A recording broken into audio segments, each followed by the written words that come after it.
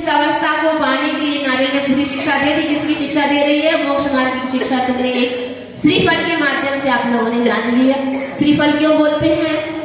नारियल तो समझ लिया, श्रीफल बोलते हैं कि नहीं बोलते हैं? श्रीफल बोलते हो? श्रीफल क्यों बोलते हैं? बता दो। नहीं मालूम? जोर से तो बोलो। अब इतने जोर से बोल रहे तुम तो ऐसे धीरे धीरे बोल रहे। तो श्री क्यों है? श्री ये थोड़ी ना, श्री जी अलग है और श्री अलग है, तो श्री जी को ही श्री बना है। श्री मतलब होता है लक्ष्मी। क्या है? श्री मतलब होता है लक्ष्मी। तो ये लक्ष्मी को देने वाला फल है। हमारे यहाँ 3 तरह की लक्ष्मियां होती हैं, एक बहिरंग लक्ष्मी, एक अंतरंग लक्ष्मी और एक मोक्ष लक्ष्मी। ये 3 लक्ष्मी के अलावा हमारे यहाँ कोई लक्ष्मी नहीं है। नहीं तो तुम स्त्री को बिठा लो और उसी की पूजन करते बैठे रहो। आजकल लक्ष्मी की फोटो लगा लेते हैं, कहीं सरस्वती की फोटो लगा लेते हैं और उसी की पूजा करते बैठे रहते हैं। ये माँ मिथ्यात्व है, उसमें नहीं पढ़ना अपन को। अपने यहाँ तो 3 ही लक्ष्मियां हैं। एक तो बहिरंग लक्ष्मी के रूप में संवत्सरण विभूति और अंतरंग लक्ष्मी के रूप में अनंत चतुष्टय रूप है। और इसी के लिए दीपावली के दिन अपन क्या करते हैं? सुबह से अपन ने महावीर भगवान ने कौन सी लक्ष्मी पाली? उन्होंने मोक्ष रूपी लक्ष्मी को उन्होंने प्राप्त कर ली। प्राप्त कर लिया, तो इसलिए हमने सुबह पूजा करते हैं। और शाम को क्या हुआ था? गोधूली वेला में गौतम गणेश जी के लिए निर्वाण प्राप्त केवल ज्ञान रूपी लक्ष्मी संवत्सरण मतलब गंधकुटी की रचना और अनंत चतुष्टय रूपी लक्ष्मी को उन्होंने प्राप्त कर लिया। अब उसके लिए उनके लिए पूजन करना है, ना कि लक्ष्मी की पूजन करना है। तो लक्ष्मी की पूजन करने लगे। बता, वे तो संवत्सरण रूपी लक्ष्मी को उन्होंने पा लिया था, अनंत चतुष्टय रूपी लक्ष्मी को उन्हीं के लिए पूजन करने के लिए कहा है। लेकिन हम तो लक्ष्मी की दूसरी स्त्री को बिठा लिया और उन्हीं को पूजन करने लगे। तमाम क्या है।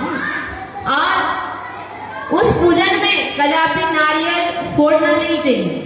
कई लोग फोड़ते हैं पूजन के समय। जब दीपावली के लिए आप लोग पूजन करते हो ना, तो उस समय पूजन के समय कदापि नारियल फोड़ना नहीं। आपको नारियल फोड़ते हो क्या? कई लोग फोड़ते हैं। तो फोड़ने वाले बीच के अधूरे में रह जाओगे। अपन तो क्या बोलते हैं? महामोक्ष में प्राप्त है फलम निर्वाण। तो पूरा का पूरा चढ़ाते हैं। अब तुम आधा चढ़ाओ, तोड़ के चढ़ाओ, तो आधे के आधे में कहीं लटक जाओगे, भटक जाओगे, मोक्ष तक पहुंच नहीं पाओगे, है ना।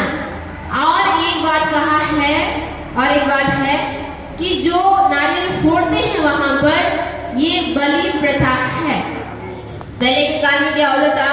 हिंदुओं में आप लोग इसका रीजन नहीं जानते, परंपरा से करते आ रहे, तो हम भी करते जा रहे हैं। इस बात का अपन ध्यान नहीं दे पाते हैं।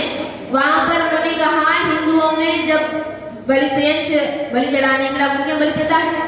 जब त्रियंश नहीं मिलते हैं तो श्री नारियल को लेके आते हैं। उन 3 चिन्ह को 2 आंखें माने और 1 मुख को मान करके उसके ऊपर थोड़ा सा कुमकुम लगाया और उसके ऊपर से काट दिया।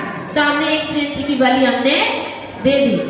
ऐसा वहां पर मानते, उसी को देखा देखी करते करते हम भी करने लगे।